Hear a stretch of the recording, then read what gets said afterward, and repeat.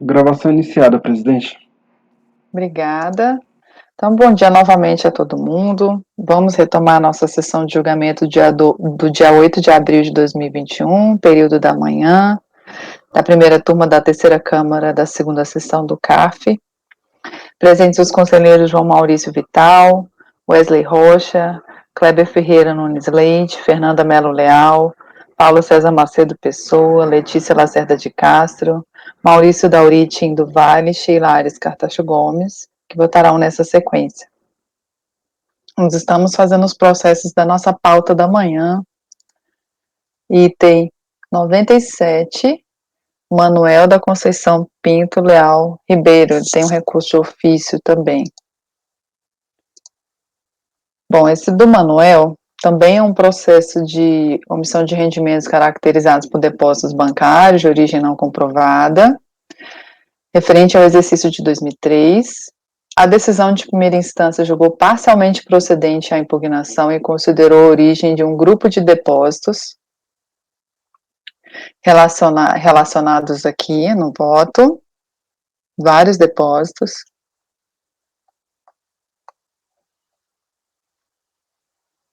Basicamente referentes a... Ele alega que ele vendia, que seriam rendimentos da atividade rural, que ele vendia produtos para alguns mercados, né? Então, a DRJ considerou comprovado uma parte desses depósitos e tributou essa parte desses depósitos com aquele diferencial de 20% incidente sobre esses depósitos, de acordo com o previsto no parágrafo 2º. Também excluiu alguns depósitos referentes à utilização de cheque, considerou os recolhimentos de DAF, né? Enfim, foi um provimento parcial aqui. Em decorrência da exoneração do crédito, a DRJ recorreu de ofício, né, para o CAF, e cientificado dessa decisão de primeira instância, ele apresentou o recurso, e eu vou trazer as alegações dele lá no voto. Em relação ao recurso de ofício, eu não estou conhecendo do recurso de ofício em relação ao limite de alçada, conforme anunciado 103 da súmula CAF. Né, o valor exonerado foi inferior a 2.500.000, conforme o documento de folhas 34333445. Então, eu não estou conhecendo do recurso de ofício. Em relação ao recurso voluntário, eu estou conhecendo parcialmente, pois não estou conhecendo as alegações sobre ofensas a princípios constitucionais. Preliminarmente, ele alega nulidade do auto de infração em razão da impossibilidade de revisão da fundamentação legal da decisão recorrida, sem a oportunidade de manifestação do contribuinte por meio de nova ação fiscal, o que configuraria cesseamento de defesa. Ele aduz que o auto de infração foi fundamentado em omissão de rendimentos caracterizados por depósitos bancários de origem não comprovada, e que pelo fato da DRJ ter aplicado, né, aqueles 20% incidentes sobre a base, ele entende que que teria vício, que geraria nulidade. Bom, quanto ao alegado, não assiste razão recorrente, eis que a decisão de primeira instância observou exatamente o disposto no parágrafo 2º do artigo 42, que prevê que os valores cuja origem houver sido comprovada, que não houverem sido computados na base de cálculo dos impostos e contribuições a que estiverem sujeitos, submeter-se-ão a normas de tributação específicas, previstas na legislação vigente à época em que auferidos ou recebidos, né? Então, não acho que é o caso de nulidade. Além disso, o próprio recorrente solicita de forma alternativa no item 5.1 da impugnação e no item 4.1 do recurso que seja aplicada ao auto de infração a regra de tributação específica conferida à atividade rural. Portanto, eu entendo totalmente incoerente e descabida a alegação de cesseamento de defesa por um fundamento que o próprio contribuinte requer que seja aplicado, né, no caso. Então, eu rejeito a nulidade. Em relação aos depósitos, indo já para a parte probatória, Em sede de recurso, o recorrente sustenta que os depósitos que remanesceram no lançamento seriam oriundos de atividade rural e que o julgador considerou um montante inferior àquele efetivamente provado pelas declarações dos supermercados juntados aos autos, em razão de que alguns valores de notas fiscais contidos no relatório não eram exatamente iguais aos valores creditados. Para justificar a divergência de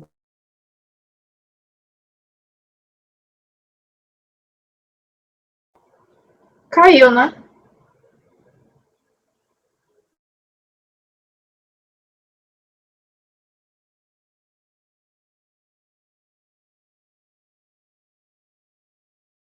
Caiu. Esse número da pauta, alguém lembra qual é? Como assim?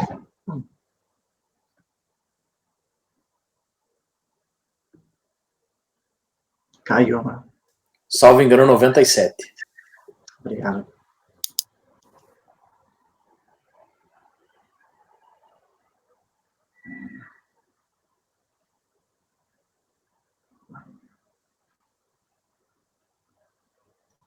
Eu acho que ela caiu e nem percebeu, eu acho, viu?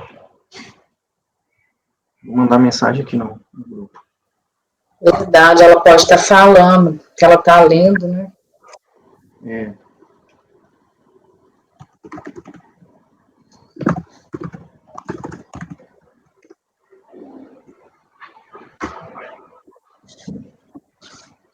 E pior que eu acho que ela nem vai conseguir ler agora. Vou ligar para ela, que aí ela vê. É.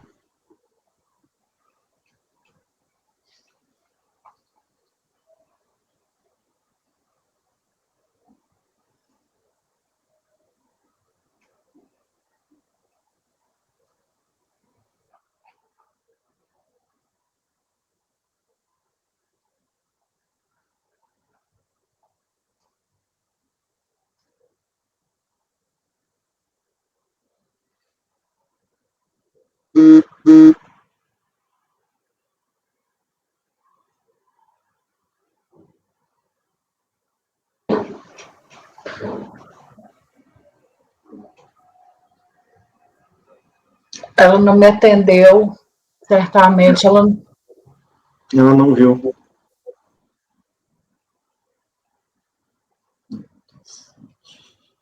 Ela já disse no grupo que está voltando.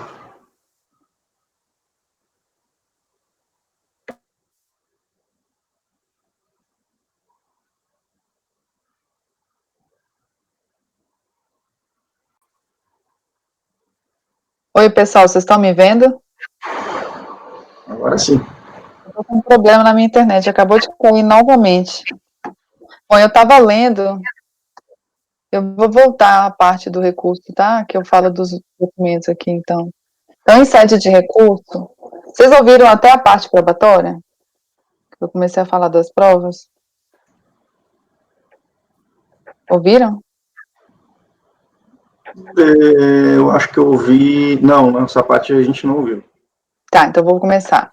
Então, em sede de recurso, ele sustenta que os depósitos que remanesceram no lançamento seriam oriundos de atividade rural e que o julgador considerou o montante inferior ao efetivamente provado pelas declarações dos supermercados juntados aos autos, em razão de que alguns valores de notas fiscais contidos no relatório não eram exatamente iguais aos valores creditados.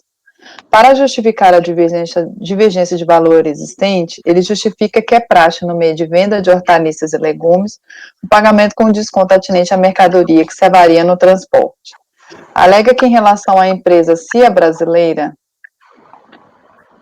o valor comprovado de ingressos nas contas correntes do produtor rural foi da ordem de 3.402.002, conforme a planilha que anexa à impugnação, e não de 490, como foi feito na revisão do lançamento. Sustenta alternativamente. Tem alguém com o microfone ligado, tá dando um eco aqui. Sustenta alternativamente que deve-se considerar todos os ingressos alusivos às notas fiscais emitidas pelo produtor rural, que eram da ordem de 8.000 notas por mês, totalizando a movimentação média mensal de R$580 mil por mês, conforme provado por amostragem pelas notas fiscais do mês de novembro. Aqui, de uma forma resumida, o que acontece? Ele alega que ele era um produtor rural, Aí ele diz que o universo de nota fiscal é imenso, que ele nem tem como anexar esse estante de nota fiscal. Aí ele apresentou uns relatórios para a DRJ, emitidos pelos supermercados, e a amostragem de algumas notas fiscais. Aí o que a DRJ fez? Ela analisou os relatórios emitidos pelos supermercados e viu aquelas informações que o mercado informava que depositou naquele determinado dia, determinado valor, e excluiu do lançamento esses valores, certo? E ele acha que teria que excluir mais, e a DRJ não excluiu o que ela entendeu que não tinha correspondência de data e valor pela informação do mercado com o que tinha sido depositado na conta do recorrente. Então, ele traz as mesmas alegações para justificar os depósitos e não anexa mais nenhum documento que confrontasse a decisão recorrida. Uma vez que a DRJ não acatou, ele poderia ter trazido as notas fiscais, referente só a esse mercado que a DRJ não acatou, e isso ele não traz, tá? Então, eu considero que o julgador de primeira instância analisou detidamente os documentos e enfrentou com detalhes todas as alegações suscitadas. Os depósitos que foram mantidos no auto de infração não tiveram suas origens comprovadas por meio de documentação comprobatória que guardasse coincidências de datas e valores conforme prevê a legislação. Além disso, eu também não posso deduzir, como ele quer, que todas as notas dele seriam, que todos esses depósitos seriam provenientes da atividade rural, porque, como restou comprovado, a atividade rural não era a única fonte de rendimentos do interessado, pois, de acordo com a DPF, foram declarados rendimentos recebidos de pessoas físicas e jurídicas. Então, desta forma, não há como considerar que todos os depósitos seriam provenientes da atividade rural e aplicar a base de cálculo de 20% como requer o recorrente, tá? Também, em relação às divergências que ele apontou, que seriam de extravio de mercadorias no transporte, ele simplesmente alega, mas ele não traz nenhum documento para comprovar por que essa divergência aconteceu, né? E você vê que é uma divergência grande, você vê que a DRJ considera 490 mil, e ele quer que considere 3.402.000. Então, é uma divergência grande para se tratar de avaria no transporte, né? Então, caberia ele trazer provas contundentes de que se houve essa suposta extravio de mercadoria, caberia um recorrente provar e não somente alegar isso no recurso. Então, eu estou mantendo a base de cálculo apurada pela decisão de piso. Multa de mora e multa de ofício, né? Ele alega, porque ele fez uma declaração retificadora durante a ação fiscal, e aí ele pede que exclua a multa de mora, multa de ofício, e aqui eu aplico a súmula CAF 33, né, que a declaração entregue após o início do procedimento fiscal não produz quaisquer efeitos sobre o lançamento de ofício. E aí ele pede também a questão da denúncia espontânea, que não é o caso dos autos, né. Em relação à multa, a multa é uma multa com previsão legal, não há possibilidade de reduzi-la, né, porque está prevista no artigo 44. Então, ante ao exposto, eu não conheço do recurso de ofício, conheço parcialmente do recurso voluntário, deixando de conhecer das alegações de ofensas a princípios constitucionais, para na parte conhecida rejeitar a preliminar e no mérito negar-lhe provimento. Esse é o meu voto. Alguém tem alguma consideração? Doutor João, como vota? Eu acompanho. Só lembrando que ele não trata de extravio de mercadoria, é perda, porque ele é produtor de hortaliça. Ele falou extravio no recurso. Eu acho que ele falou perda? Então vou alterar a palavra aqui, perda. Tudo bem, o sentido é o mesmo, né? Mas não é uma mercadoria que desviou no transporte, mas ela se deteriorou no transporte. Tá, eu vou colocar aqui para alterar a expressão. Perda. Perda de mercadoria pelo transporte. Feita a correção aqui, João. Obrigada. Doutor Wesley. Presidente, só tem multa de ofício, né? Não tem multa qualificada. Não, só 75. Eu acompanho. Doutor Kleber. Acompanho. Doutora Fernanda. Acompanho. Doutor Paulo. Acompanho. Doutora Letícia. Acompanho. Doutor Maurício. Acompanho, senhora presidente. Ok. Ô, Sheila, qual foi a súmula que a senhora invocou aí, da retificação? 33 também. 33. Ele não tinha declarado essa atividade rural. Aí veio a fiscalização, aí ele declarou, aí ele quer dizer que ele declarou, que ele pagou, que ele fez isso, que ele fez aquilo, tudo durante o procedimento fiscal, entendeu? A DRJ considerou os pagamentos dele, ainda, né? Mas não tem como afastar a multa, né? Porque ele foi fiscalizado, ele só fez a retificação para declarar esses rendimentos só durante a ação fiscal, né? Então, realmente não tem o que reconhecer nem denúncia espontânea, nem nada, né?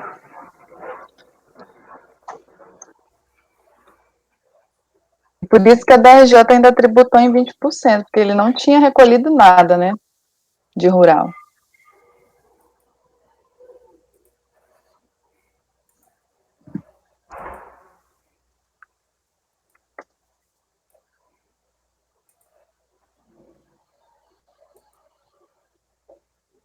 Vamos lá. Acordo os membros do colegiado, por unanimidade de votos, em não conhecer do recurso de ofício, conhecer parcialmente do recurso voluntário, deixando de conhecer das alegações de ofensas a princípios constitucionais, para na parte conhecida rejeitar a preliminar e no mérito negar-lhe provimento. Isso é o item 97. O próximo item é do Dr. Wesley. 98. Walter Weiss. Sou eu. Ok. Trata-se aí de recurso voluntário interposto pelo recorrente Walter. Outro acordo de julgamento que decidiu pela total procedência do lançamento fiscal, IR ano calendário 2007, exercício 2008, que apurou a omissão de rendimentos caracterizada pela movimentação bancária de origem não comprovada em contas de sua titularidade. Número da conta ali indicado. Apurando-se o crédito tributário no montante de 271 mil, não atualizado. Eu vou passar direto ao voto, porque ele fez muitas alegações e que eu descrevi no relatório para combater o crédito fiscal, e só vou citar algumas delas aqui para poder contextualizar. Ele alegou uma série de questões, inclusive com a inversão do ônus da prova, que deveria ter sido analisado de forma a apresentar mais provas das operações realizadas, que a fiscalização baseou-se em mero indício para presumir a ocorrência do fato gerador, que a legislação autoriza o fisco somente para o tributo quando de fato identifica a ocorrência do fato gerador e contesta a renda indicada como omissa e auferida durante o ano calendário. Ainda existem elementos de convicção e certeza indispensáveis à constituição do crédito. E fez uma série de considerações aí, alegando também que o contribuinte utilizava-se da conta pessoal para movimentar recursos da Perterg, Serviços e Engenharia, empresa da qual seria titular, em razão de a Perterg estar com o limite de crédito totalmente utilizado junto aos bancos, a mencionada empresa se utilizou da sua conta bancária. E aí aquela questão da pessoa jurídica, né, utilizar a pessoa física e a confusão entre as operações. Ele juntou comprovantes, seus pagamentos das obrigações efetuadas com os recursos da conta do Banco do Brasil, que é da sua titularidade, e muitos depósitos teriam sido seguidos de saques e pagamentos de interesse da pessoa jurídica. E alguns depósitos de menor valor seriam sobras de numerário sacados, que seriam novamente depositados no banco. Indica várias operações como sendo de origem identificada.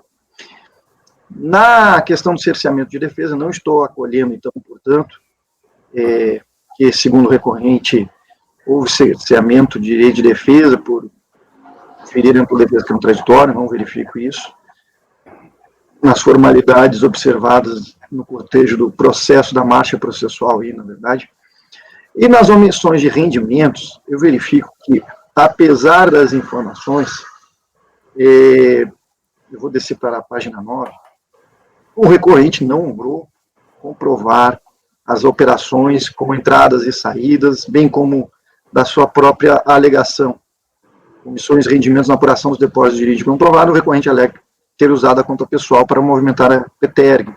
Ocorre que não tem como identificar que as operações mencionadas seriam objetos de origem comprovada, faltando ainda documentos que possam dar sustentabilidade às operações, com data e valor específico. Ainda não se pode presumir simplesmente sem fundamentos probatórios que os depósitos efetuados em conta de pessoa física, na realidade, correspondiam a recursos da pessoa jurídica, da qual o interessado seria sócio. Faltou provas mais concretas ao caso. Então, não estou acolhendo as informações. Ao final, ele também pediu a exclusão de depósitos de valores inferiores a R$12 mil, e aqui é o nosso debate, né, sobre o que nós estávamos falando na sessão, na presente sessão. O somatório de todos os depósitos inferiores a 12 mil, sem origem comprovada no calendário, supera o limite de R$80 mil, como se pode observar-se facilmente na relação de depósitos aí, folha 87. Assim defiro também o referido pedido. Acho que foi esse caso aqui que o Dr. Paulo fez uma observação para possível deferimento, se eu não salvo engano, se não é, acredito que seja isso. E o pedido de diligência pretende o recorrente o deferimento de diligência para comprovar o seu direito, solicitando perícias e demais levantamentos que possam auxiliar a sua argumentação. Ocorre que aqui o cotejo das provas não traz dúvidas ao julgador ou teve alguma prova que tivesse impedido de ser realizado pelo contribuinte. Então, eu defiro o pedido de diligência.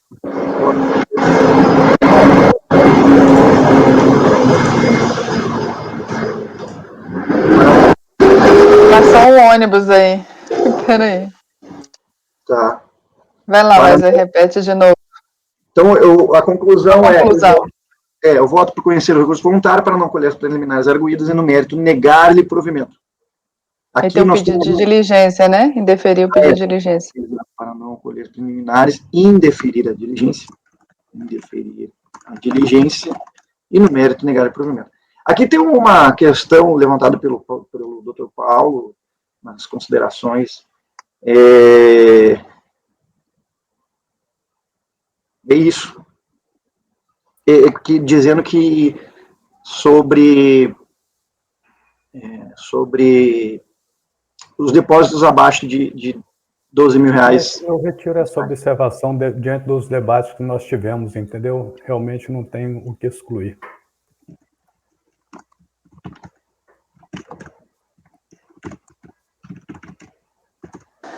Ok. Então, alguém tem algum questionamento? Doutor João? Acompanho. Doutor Kleber? Acompanho. Doutora Fernanda? Acompanho. Doutor Paulo? Acompanho. Doutora Letícia? Doutor Maurício? Eu acompanho, senhor presidente. Eu também acompanho. Então, item 98, Walter Weiss, acorda aos membros do colegiado, por unanimidade de votos, em rejeitar as preliminares, indeferir o pedido de diligência e negar provimento ao recurso. Próximo processo é 99, Marcelo Peixoto. Também é um processo, é da minha relatoria, tá, gente? É um processo também de depósito, omissão de rendimento de depósito bancário de origem não comprovada. É um avião passando aqui. Vocês estão escutando? Vou esperar o avião passar. Referente aos anos calendários 2004 e 2005, conforme os demonstrativos e termo de verificação fiscal que eu enumerei aí, ela iniciou-se a partir de uma demanda requisitória externa da Justiça Federal. O contribuinte, por ocasião do início do procedimento de fiscalização, foi intimado a apresentar extratos relativos às contas bancárias no Banco do Brasil, comprovar a origem individualizada dos recursos, e, em virtude da não apresentação pelo interessado dos extratos, foi emitido um RMF. De posse dos extratos, a fiscalização intimou o contribuinte a comprovar a origem dos recursos, e não o fez, razão pela qual foi feito o levantamento. Ele foi cientificado no lançamento em 25/11/2008, e ingressou com impugnação, e anexou os documentos de folha 127 a 744 na impugnação. Cientificada a decisão de primeira instância, em 28 de 5 de 2010, interpôs recurso, no qual alega em síntese. Bom, em síntese, eu vou enfrentar essas matérias lá no voto, mas ele alega que ele vendia... Eu vou para o voto, porque vai estar tudo lá, ó. Em relação ao conhecimento, eu conheço parcialmente do recurso, pois não conheço das alegações de ofensas a princípios constitucionais e multa de ofício confiscatória. Cerceamento de defesa. Ele alega nulidade da decisão de primeira instância por cerceamento de direito de defesa em razão do indeferimento das provas apresentadas documentais e requeridas, testemunhal e pericial. Aduz que foram expostos os motivos, finalidade, fundamentos e utilidade das provas a serem produzidas, não cabendo indeferimento pelo acórdão recorrido. Então, eu trago aqui a legislação tributária, que rege a questão das provas. Destaco que a legislação estabelece que a autoridade de primeira instância determinará a realização de diligências e perícias quando entendê-las necessárias, indeferindo as que considerar prescindíveis ou impraticáveis. As razões para o indeferimento do pedido suscitado pelo recorrente na impugnação foram adequadamente analisadas no voto condutor do acórdão recorrido, que foi devidamente motivado pelo julgador. E aqui eu trago a motivação pelo indeferimento. Coaduno com os fundamentos do acórdão recorrido e acrescento que a perícia somente se justifica quando a prova não pode ou não cabe ser produzida por uma das partes. A realização de perícia pressupõe ainda que o fato a ser provado necessite de conhecimento técnico especializado, fora do campo de atuação do julgador, o que não é o caso dos autos. Ademais, embora o recorrente afirme em seu recurso que formulou quesitos, a meu ver, o texto indicado não traz questionamentos a serem respondidos pelo período, e nem indica o nome, endereço e a qualificação do profissional que faria tal análise, conforme dispõe o inciso 4º do artigo 16 do decreto 70235. Também considero que a decisão recorrida analisou a documentação apresentada e considerou-a como insuficiente para comprovar os depósitos lançados, conforme se conclui dos trechos a seguir. E pela leitura do acórdão, verifica-se sim que foram analisados, inclusive ela menciona aqui os documentos, os números de folha, né? Então eu rejeito a preliminar de nulidade do acórdão recorrido, por não estar configurado o alegado cerceamento de defesa e indefiro o pedido de produção de perícia, né, do recorrente. Ele questiona a questão da utilização da CPMF para lançamento, pelo fisco, para lançamento, né, e aí eu aplico a súmula CAF 35, e em relação ao mérito, o recorrente sustenta que as movimentações financeiras apuradas tratavam-se de créditos oriundos da venda de passagens aéreas a terceiros, cujos valores eram depositados na sua conta bancária e repassados a parceiros comerciais localizados em São Paulo.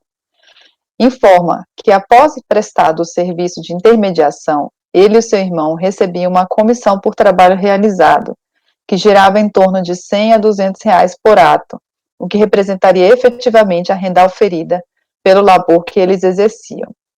Esse recorrente, ele alega que ele foi morar no exterior, e aí descobriu que era um segmento interessante a venda de passagem para pessoas entrarem no país, e aí ele retornou ao Brasil e ele começou a fazer essa comercialização de passagens para as pessoas ingressarem lá fora. Aí ele traz uma série de planilhas que ele alega que os depósitos se referiam a essas planilhas dessas compras de passagem por meio de uma empresa, né? Só que eu analisei essas planilhas, olhei todos os documentos e não há nenhuma correspondência de datas e valores com os depósitos lançados. Tal qual a DRJ entendeu, eu também entendo. Tentei fazer a correlação dessas planilhas todas e não identifiquei nenhuma correspondência de datas e valores com os depósitos. Então, eu estou negando provimento ao recurso. Em relação à multa de ofício, ele pede a redução de 75 para 30, eu nego. Juros Selic, eu aplico o disposto na súmula CAF número 4. Então, ante ao exposto, eu conheço parcialmente do recurso, Não conhecendo das alegações de inconstitucionalidade e ofensa a princípios constitucionais, para na parte conhecida rejeitar as preliminares, indeferir o pedido de produção de provas e perícia e, no mérito, negar-lhe provimento. É como voto. Alguém tem algum questionamento?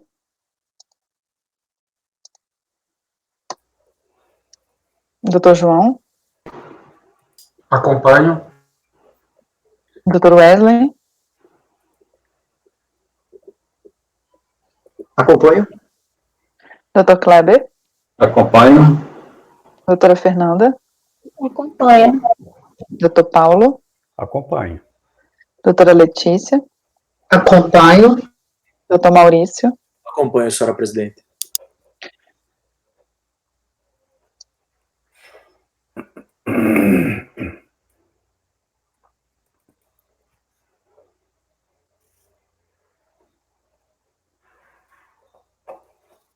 Bom, item 99, Marcelo Peixoto. Acorda os membros do colegiado, por unanimidade de votos, em conhecer parcialmente do recurso, não conhecendo as alegações de constitucionalidade e ofensa a princípios constitucionais, para na parte conhecida rejeitar as preliminares, indeferir o pedido de produção de provas e perícia e, no mérito, negar-lhe provimento.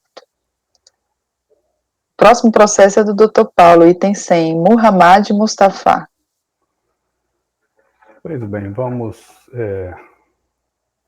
Trata-se de recurso voluntário contra o Acórdão Tal de Belém, que julgou improcedente a impugnação apresentada contra a auto-infração. O lançamento atacado apurou o crédito tributário no valor total de 15 milhões e frações, em face à constatação de omissão de rendimentos recebidos de pessoa jurídica, omissão de rendimentos recebidos a título de lucros distribuídos excedente ao escriturado e omissão de rendimentos caracterizados por depósitos bancários de origem não comprovada.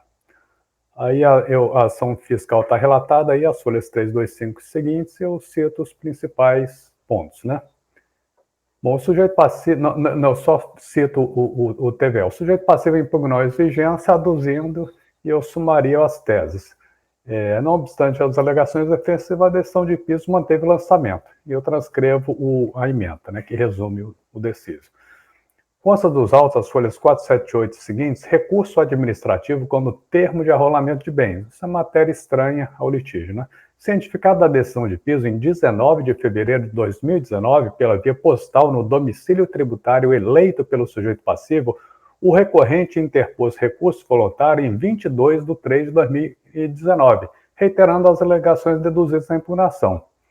O recurso voluntário foi reputado intempestivo, vide despacho de folhas tais, cujo teor foi revisado pelo despacho de folhas tais em vista da petição oposta pelo requerente, notificando que este se encontrava recolhido à prisão, sendo inválida a intimação postal.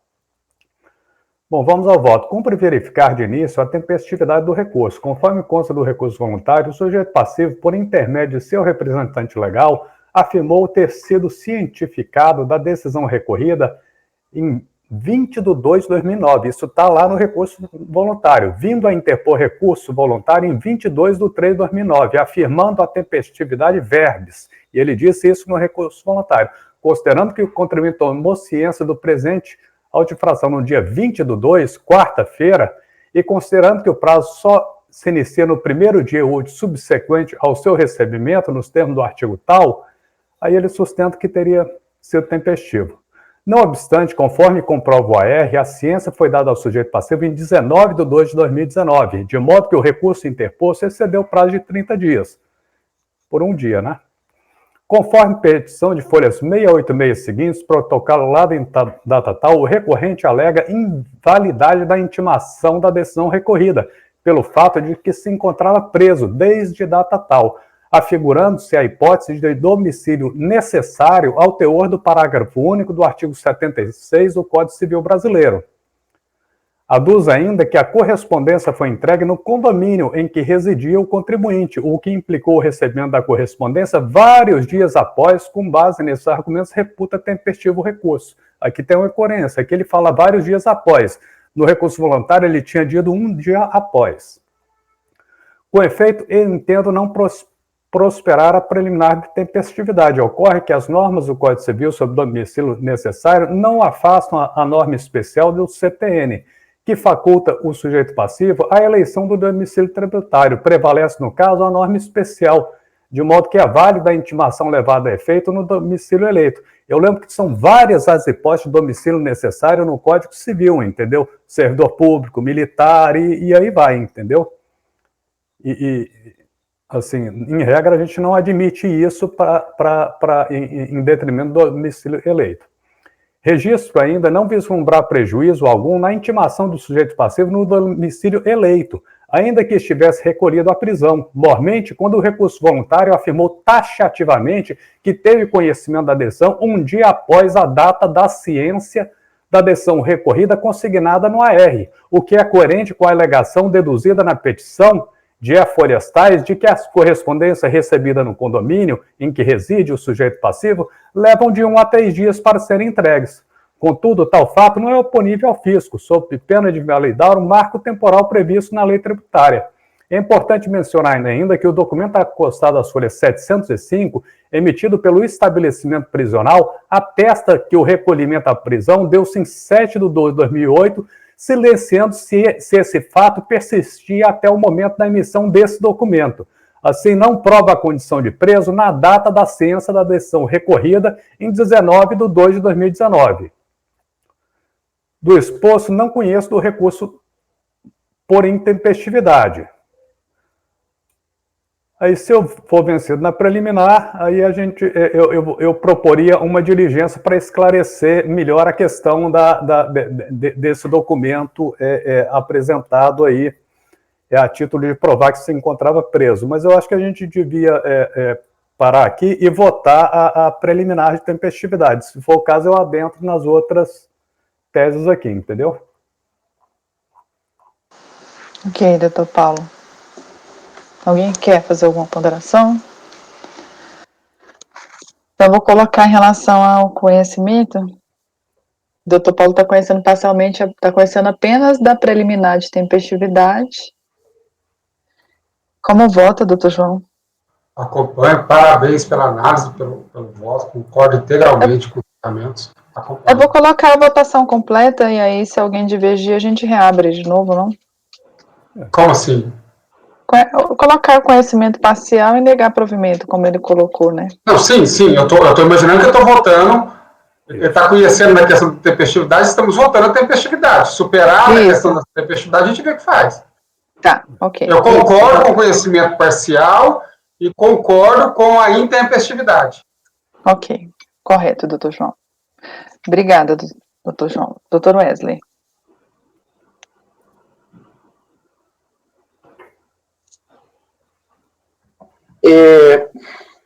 Acompanho. Doutor Kleber. Acompanho. Doutora Fernanda. Acompanho. Doutora Letícia. Eu votaria, nesse caso, pela diligência, só não vou votar porque o doutor Paulo adentrou no mérito do voto dele na ausência de prejuízo. Porque houve uma indicação de que ele conhecia dessa intimação, né, no dia seguinte.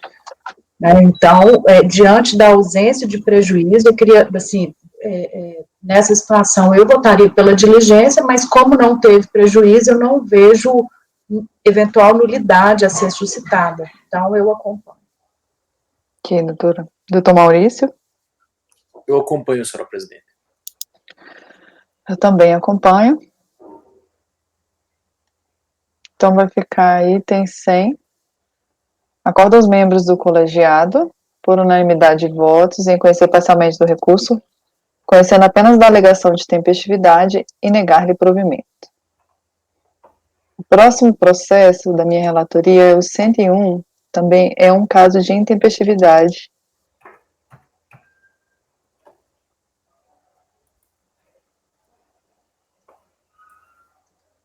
Esse processo foi um processo que veio decorrente de um procedimento de verificação de cumprimento de obrigações tributárias, omissão de rendimentos, de depósitos bancários, né, referentes a uma operação policial que teve entre Ministério Público e Polícia Federal denominado Folha Paralela da Assembleia Legislativa do Estado de Rondônia. Eu nem vou adentrar no conteúdo, mas a polícia apreendeu um notebook com arquivos e identificou que existia uma folha paralela que tinham pessoas que não prestavam serviço, mas que os deputados eram beneficiados com o rendimento dessas supostas pessoas que não existiam. Então, esses rendimentos foram lançados como esses depósitos, né, que foram oriundos dessa denominada folha paralela, eles foram lançados aqui nesse processo. Então, em relação a esse processo, o contribuinte foi cientificado da decisão de primeira instância em 13/2/2010 e apresentou o recurso em 23/3/2010. Tá? Então, foi 13/2 e 23/3. Tá? Eu ainda verifiquei, porque caiu num período de carnaval, né?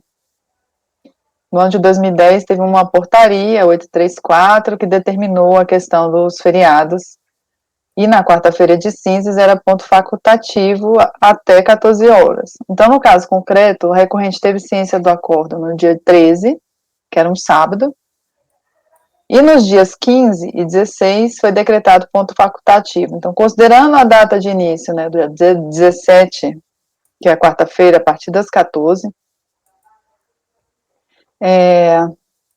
Sheila, Oi. a impressão que a sua contagem não está correta. Ele tomou ciência no sábado, de fato. Né? Ele recebeu a correspondência no sábado. Segunda, terça e quarta não tiveram expediente normal. Quarta teve. Mesmo considerando, eu coloco a possibilidade de quarta não ter tido expediente. Não teve expediente normal, não pode contar. Tá, então, eu coloco a opção da quinta aqui, eu coloco isso, aqui embaixo.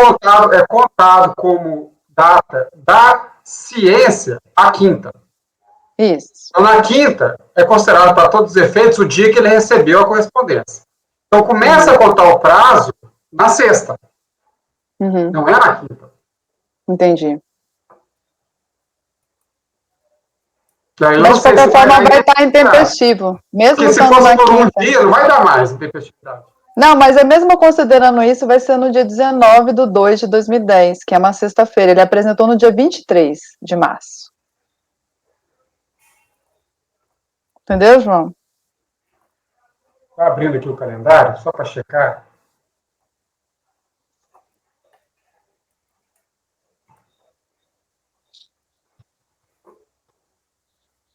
Sexta-feira foi que dia?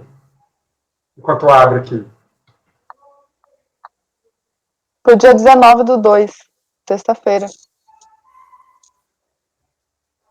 E ele apresentou dia 23? Está intempestivo. Está intempestivo. Então não estava intempestivo por um dia, não, mas por vários dias. Não, eu considerei as duas datas. Eu coloco aqui. Se tivesse expediente na quarta, seria tal dia. Se tivesse expediente na sexta, na quinta, contando a partir da quinta, ainda daria na sexta-feira. Sexta-feira, dia 19. Entendeu? Então, estaria intempestivo.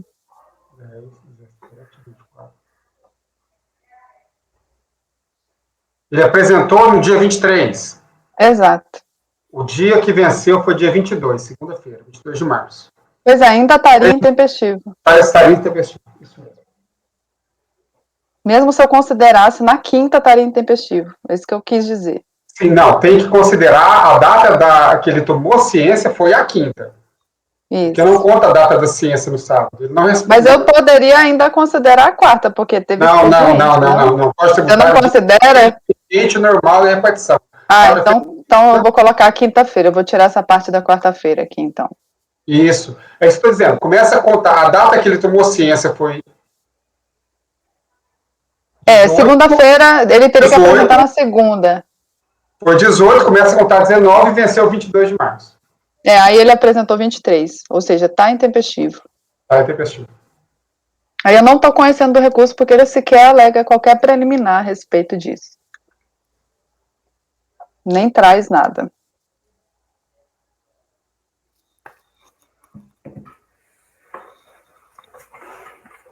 Correto? Confirma, João? Sim, está intempestivo. Tá, a data da ciência foi eu 19. vou colocar a segunda-feira, que é A 22. data da ciência foi 18, início da contagem do prazo 19 e o fim da contagem do prazo 22. Vou alterar aqui, segunda-feira. Segunda-feira. Ok. Tá, vou colocar aqui. E vou alterar. Então, eu não estou conhecendo do recurso. Doutor João. Acompanhe. Doutor Wesley. Acompanho. Está aparecendo a minha imagem aí? Não. Está indo e voltando. Doutor Kleber. Acompanho. Doutora Fernanda. Acompanho. Doutor Paulo. Acompanho. Doutora Letícia. Acompanho. Doutor Maurício. Acompanho, senhora presidente. Então, item 101, Renata Euclides, acorda os membros do colegiado por unanimidade de votos em não conhecer do recurso. Sheila, eu vou pedir licença um minutinho, pode dar sequência na leitura do próximo voto, que eu já conheço, tá bom? Tá. Rapidinho. Doutora Letícia, 102, Djani Marcolino.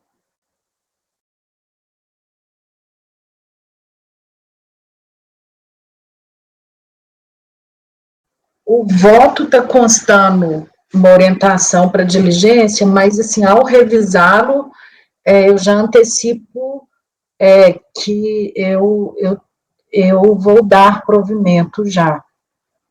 Acho desnecessária essa diligência. Bom, dois foram os fundamentos da notificação de lançamento. Omissão de rendimentos do trabalho com vínculo e ou sem vínculo empregatício e compensação indevida de imposto de renda retido na fonte. Foi apresentada impugnação, eu indiquei o acórdão recorrido e vou direto ao voto. Eu deixo de conhecer das matérias levantadas somente no recurso voluntário e não alegados na impugnação, eis que vedado está o conhecimento de determinadas matérias fáticas em razão de seu ineditismo nessa fase recursal. É que, em face dessas matérias, teve a preclusão. Duas são as hipóteses de incidência tributária que cuidam do lançamento. A primeira refere-se à omissão de rendimentos recebidos de pessoa jurídica. Nesse caso, o recorrente apresentou à folha 10 o comprovante que teria orientado a sua declaração de imposto de renda pessoa física. Então, ele juntou aí nesse recorte o documento que ele tinha de posse para indicar na sua declaração, que é um comprovante de retenção, né, no caso da empresa BC Projetos, limitada com o valor ali indicado. Segundo a fiscalização, a fonte pagadora teria apresentado DIRF não confirmando a informação do recorrente. Aí que eu falei que faria necessária diligência para dissipar dúvidas. A segunda hipótese de incidência refere-se à compensação indevida do imposto de renda retido na fonte. Na narrativa do recorrente, houve a retenção do imposto de renda relacionado à ação trabalhista, então indicado no valor de R$ 62.838,86, folhas 1. Na impugnação e no presente recurso, foram juntados documentos que informam, em princípio, que o então reclamante, ora recorrente, de fato levantar o valor indicado por decisão judicial, descontado da parcela do imposto de renda. Destaco os documentos. 1. Levantamento de depósito alvará pelo recorrente no valor de R$ 153.422,53. E 2. Decisão em junho de 2005 no seguinte sentido. Aí tem uma decisão de junho de 2005, falando de depósito em conta do juízo, mandando expedir alvará ao perito, e que se fosse devolvida à ré, se for este o caso, o valor, né, que sobejar após todas as deduções. 3. Petição do reclamante de junho de 2005, está na folha 16, com os cálculos ali que eu indico, que eu também transcrevo. 4. Eu tenho uma TED, as folhas 17, do valor do remetente, dos valores, no caso, dessas TEDs. Está transcrita aí também nas folhas 4. 5. Documento de ratificação de contrato verbal de honorários com o advogado, folhas 18. Cálculos de atualização, extrato analítico de maio de 2004 juntado ao recurso. Decisão de setembro de 2005 juntada no recurso, que fala de um crédito líquido fixado em aproximadamente 153 mil. Espeça-se alvará de levantamento em favor do reclamante do valor, oficia-se ao Banco do Brasil, agência tal, para transferência de valor tal do INSS, e ao imposto, e parte reclamante, e 57.55289 é o imposto de renda pessoa física. Então, o juiz aqui está determinando esses pagamentos. 8, que eu destaco, decisão de agosto de 2005, juntada neste recurso também. O autor apresentou os descontos previdenciários e fiscais, atente à parte que o depósito encontra-se à disposição do juízo e que os cálculos do autor às folhas tais foram analisados para a referida data. Assim, sobre o crédito bruto no imposto de 211 mil, atualizado até tal, deverá ser calculado os valores de INSS, imposto de renda. O recorrente também apresentou petição de desarquivamento da ação trabalhista, todavia, até o momento, não a trouxe. Do cotejo dos documentos, observo que é razoável concordar com a alegação do recorrente de que houve, de fato, a retenção do imposto de renda via transferência bancária do Banco do Brasil, conforme os atos decisórios acima transcritos. Então, inicialmente, eu pensei numa diligência, mas verificando todos esses documentos, eu entendo que é possível já dar provimento ao recurso. Eu queria ver como é que vocês entendem essa análise probatória.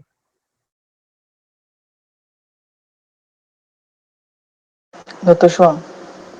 Eu ainda estou baixando aqui o processo, não consegui abrir, então não pude olhar os documentos, não.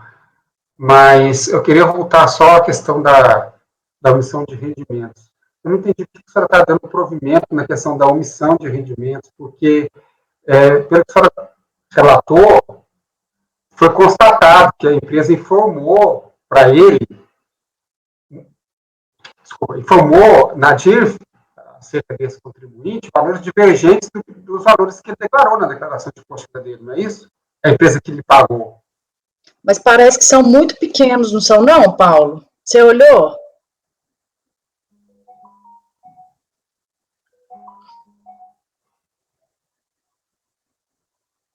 Está sem áudio.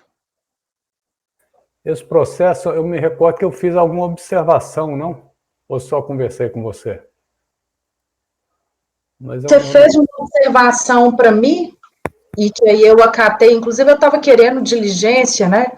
Aí eu fiz você fez uma observação para mim que a divergência era muito mínima.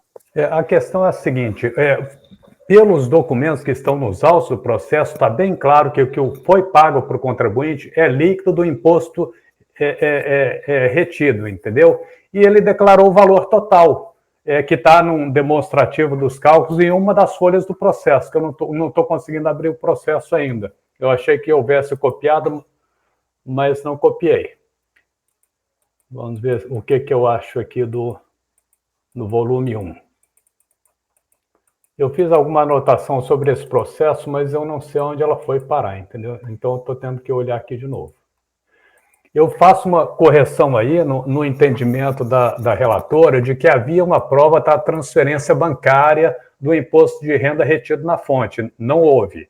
E provavelmente essa transferência é dos honorários advocatícios ou outra coisa qualquer. O valor pago para o contribuinte já foi o valor deduzido do imposto de renda retido na fonte.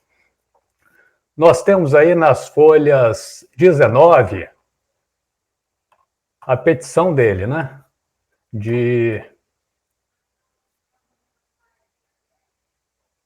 Petição dele ao juiz, apresentando os cálculos dele, em que ele diz que tinha um valor principal tal, o valor corrigido até 1/7/2005, 230 mil, e o imposto de renda retido na fonte sobre esse valor de 62 mil. Isso está nas folhas 19.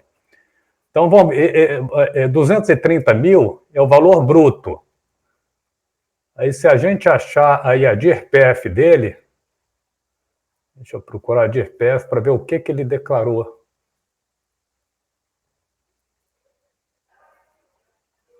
Na DIRPF, ele declarou 237.442,45, relativo a essa ação trabalhista. Isso provavelmente é o valor atualizado lá por ocasião de levantamento, de alvará, atualização dos cálculos, né? Está claro que ele declarou o valor bruto. Deixa eu continuar fazendo análise agora. Nós temos aqui uma guia de alvará judicial de levantamento de depósito, a folha 16, que remete aqui a um valor líquido devido a ele de 153.552,53. Esse 153, vamos ver se tem alguma relação aqui com os cálculos que ele apresentou para o juiz. É um pouco menor. Os cálculos teriam um valor líquido de 163, mas vamos avançar mais no que temos aqui nesse. Bom, agora eu vou ter que abrir outras partes do processo que eu não tinha abrido. Tinha abrido apenas.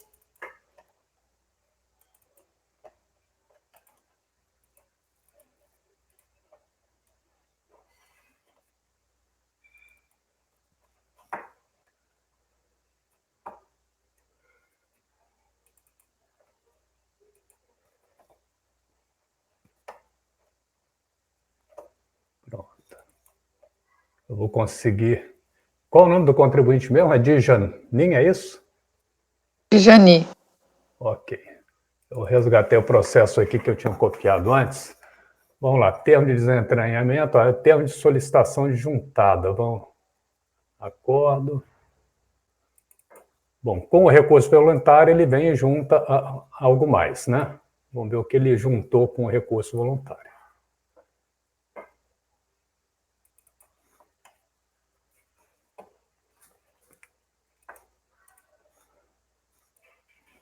Bom, no recurso voluntário, ele traz algumas questões aí a mais probatórias que provavelmente decorrem do desarquivamento da ação judicial, né?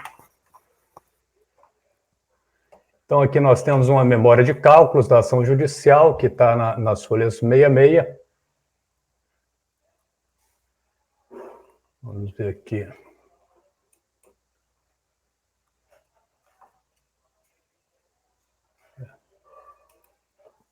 Vocês me desculpem que o PDF aqui está meio lento. Tentar chegar algo mais. Deve estar algum problema. O processo não chegou até agora, está com 82% ainda. Não, é que eu resgatei um processo que eu já havia copiado anteriormente, das sessões passadas, eu tinha jogado no lixo aí. Mas no meu computador, quando eu abro um PDF, ele fica travando. Eu devo estar com algum problema. Essa memória de cálculos fala num valor líquido de 212.671. E o juiz vem aqui e fala na folha 70.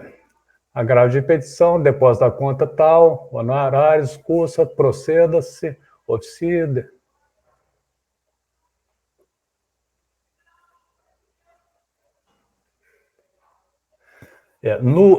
Na folha 70 tem um despacho do Poder Judiciário falando: libere-se ao autor observando as retenções cabíveis. Essas retenções já estavam constando lá de páginas anteriores. Aí a gente tem na página seguinte, 71, também um despacho do juiz, Oficia-se ao Banco do Brasil, Agensal, solicitando transferência de 250 mil, parte recorrente, 57 mil imposto de renda pessoa física e 111 mil por tratar de custas processuais.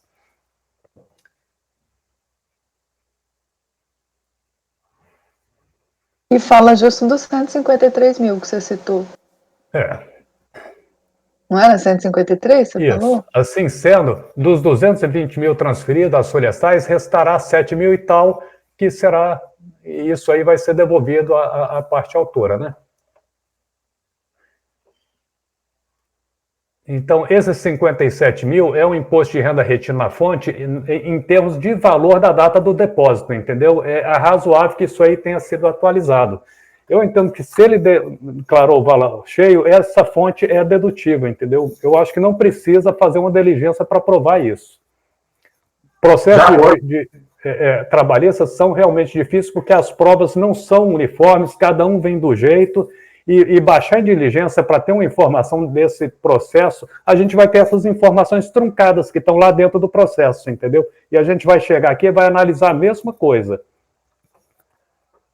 Assim, eu entendo que houve a retenção. Se houve o efetivo recolhimento, entendo que tem havido também, porque os andamentos processuais denotam isso. Mas, ainda que não tivesse havido o efetivo recolhimento, não seria fato imputável ao contribuinte, entendeu? Eu até fiz referência a você de andamentos processuais, não fiz, Letícia? Fez, eu estou localizando aqui, porque quando você fez com o nome incorreto. Você trocou o nome. Quando você fez essa observação. Doutor Paulo, em relação a essa questão de 2.000, porque você viu que o contribuinte declarou porque teve acesso a esse comprovante de retenção, né? Ele declarou 2.000 de retenção dessa BC Projetos, e tem aqui na descrição dos fatos, rendimento declarado 2.000, rendimento informado em DIRF 3.752. Em relação a essa questão, ele apresentou um documento que chegou até ele. Eu apoio esse documento que ele apresentou, entendeu? Quando existe uma... Ele não era sócio dessa empresa, não, né? Não tem nenhuma indicação disso. Minha questão, porque se ele era sócio, aí o documento só não era suficiente, né? Mas só uma dúvida minha.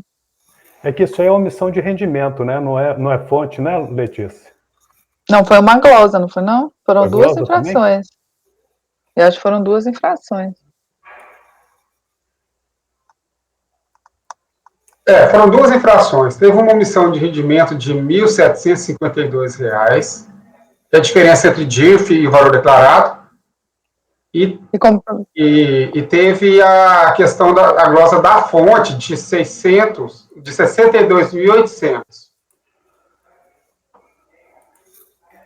Aí, a Letícia estava propondo uma diligência inicialmente para essa questão, mas acontece o seguinte, diferença entre comprovante de rendimento e DIRF, em regra, se resolve por uma diligência. Só que o fato gerador foi há muitos e muitos anos, essa diligência seria improfícua e o valor é muito pequeno, entendeu? Para justificar esse esforço para uma diligência que provavelmente viria infrutífera, porque a pessoa jurídica não tá obrigada a manter a guarda desses documentos de tão longa data, né? Então, eu acho dispensável essa diligência, entendeu?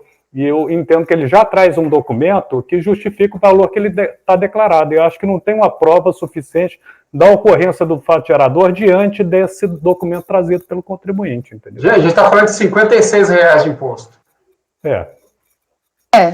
Concordo. Ok. A questão que eu estou analisando aqui, Paulo, ainda, acabei de abrir o processo aqui, é a questão do fonte, esse sim, relevante. Você disse que tem Como é que você chegou nesses 50 mil de imposto retido? Tem a folha aí? Deixa eu... Eu acho que no voto eu coloco as transcrições das decisões. O juiz... Acho que o final que ele citou está na 72.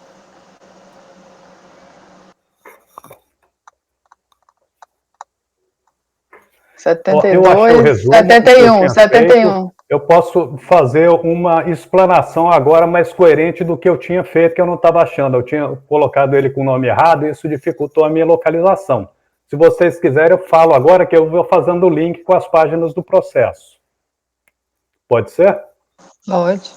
Bom, o documento pertinente ao levantamento do alvará, as folhas de 16, veicula o valor líquido de 153 mil frações a ser levantado pelo contribuinte. Referido ao alvará, reporta-se a data do crédito do respectivo depósito judicial feito em 10/5/2004.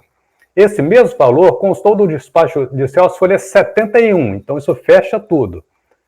Como sendo a parte líquida devida ao reclamante em valores de 10/5/2004, especificando ainda o valor correspondente ao imposto de renda retido na fonte, de R$ 57.552,89. Considerando que o alvará devido ao reclamante foi levantado pelo valor de 172 mil frações em 29/5/2009, o que se infere pelos documentos de folhas 20, constata-se que houve uma atualização monetária de 12,42%. Aplicando-se esse mesmo percentual ao imposto de renda retido na fonte, chega-se ao valor de 64.700, valor inclusive superior ao montante pleiteado na DIRPF revisada. Registro ainda que efetuei pesquisa no sítio do TRF2 e constatei a existência de andamento processual registrado em 1/12/2005 com histórico, protocolo de petição de juntada de recolhimentos, o que reforça o entendimento de ter havido a retenção. Cumpre observar ser irrelevante o fato de ter havido ou não o recolhimento do imposto retido à Fazenda Nacional, prescindindo de qualquer prova desse recolhimento para fins de decisão do colegiado, vez que a eventual omissão da fonte pagadora em fazê-lo não obsta o direito do sujeito passivo de pleitear a restituição do imposto retido. É importante observar ainda que o sujeito passivo declarou rendimentos em relação à ação trabalhista no montante de 237 mil e tanto, o que supera o montante esperado na DIRPF, que seria o valor bruto deduzido das despesas judiciais. Somente os honorários advocatícios importarem 71 mil e tal, sendo certo que os rendimentos a que se refere o imposto retido foram oferecidos à tributação, atendendo ao disposto no então vigente inciso 4º do artigo 87 do RIR. Aí eu também faço a referência com relação à omissão de rendimento. Então, eu entendi que está bem fechado, entendeu? Ah, sim. Se alguém tiver dúvida, na folha 19, está claro aqui que ele tinha que ter uma petição do juiz para levantar, a petição de 2005, ele veio levantar em 2009. Mas tem a petição de 2005, em que tem a memória de cálculo, tem o imposto retido de 62, e o valor é compatível com o total líquido que ele veio a receber em 2009. Então, eu concordo com o Paulo, para mim está claro que ele suportou o ônus. Ele suportou o ônus, porque o valor pago para ele é compatível com esse valor líquido já deduzido do imposto de 62 mil que está na folha 19.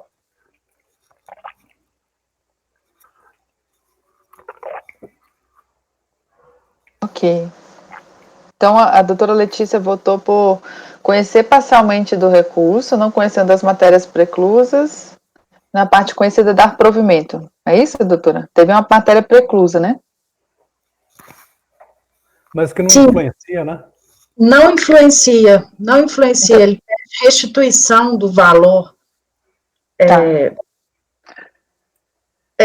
Publicamente, eu quero agradecer ao doutor Paulo por me ajudar na análise desses processos. Mas então eu registro a decisão como está. Vamos abordar mais um pouco, então, porque a matéria preclusa é restituição do valor? Ele fala o seguinte, olha ali em sede fática, olha a questão em sede fática, que eu tenho que indicar, inclusive na hora que eu falo que eu afasto, eu vou alterar o voto identificando. Eu pus aqui, apresentada a impugnação sustentando, conforme o informe de rendimentos emitidos pela fonte pagadora, os rendimentos por ele declarados estariam corretos. 2, houve retenção tal, em face da empresa em Geteste. Aí, no recurso voluntário, eu acho que eu nem preciso afastar essa matéria, não. Eu fui muito rigorosa nessa análise.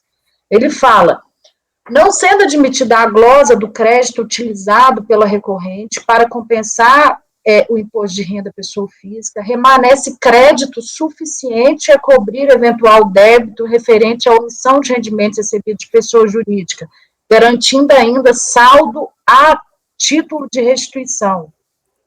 É basicamente o direito, no item 5, o direito à restituição do saldo de imposto de renda. Eu acho que isso está prejudicado, entendeu? Por você ter colhido o mérito. Ele diz na eventualidade, né? Eu só colocaria que essa questão está prejudicada porque você acolheu. E quando há esse pedido do direito de restituição, esse no item 5 que eu pus no fato, que eu fui... Não, doutora Letícia, na verdade, ele coloca aqui no recurso dele, ele diz o seguinte, olha, eu tenho que restabelecer a glosa, tem que cancelar a glosa, restabelecer a dedução do imposto de renda. Restabelecendo a dedução, eu teria direito a uma restituição de 2.660, 2.000 e pouco. Ora, essa restituição que eu tenho direito já é suficiente para pagar os R$59 de imposto da lista de rendimento, é isso que você está dizendo. Você tá dando o que ele pediu, entendeu? Porque ele, na declaração dele, ele apurou restituição. É isso que ele está pedindo, entendeu? Essa restituição que está apurado lá. Você dando provimento, essa restituição vai ser restabelecida, entendeu? Tá, ok. Então eu vou tirar essa preliminar. Então não é conhecimento parcial, não. Você só vai dar provimento ao recurso. Ok. Doutor João. Acompanho. Doutor Wesley. Acompanho. Doutor Kleber. Acompanho. Doutora Fernanda. Acompanho. Doutor Paulo. Acompanho. Doutor Maurício. Também acompanho. Eu também acompanho. Então, item 102 de Jani, acorda os membros do colegiado, por unanimidade de votos, em dar provimento ao recurso. Eu vou interromper a gravação, são quase 12 horas.